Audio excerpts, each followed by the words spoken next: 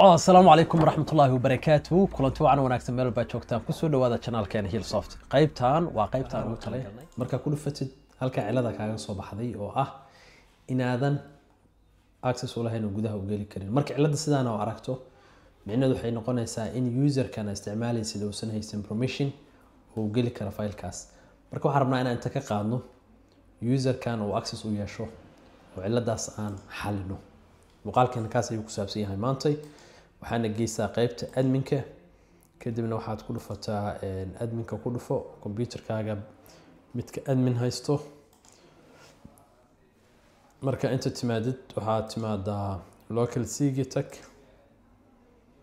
right click dheh kadibna properties security tab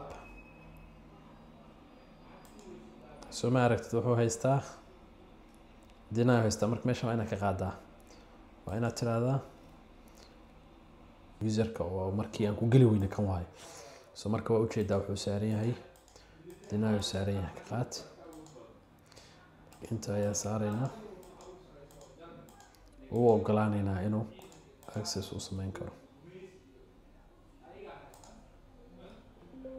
yes aan leenahay ku ogolaad soo ma aragtid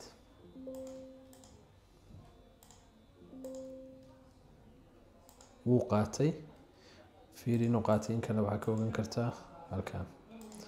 soo fiir haddana ku celi inuu qaatay in kale fiir oo allo kulli ku saaray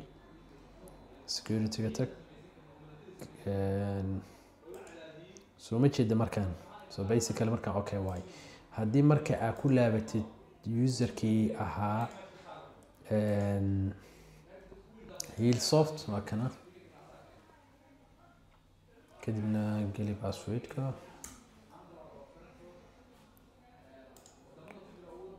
refresh dheh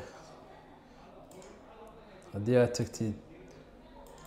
waa kana marka wixii dhan ku soo baxayaan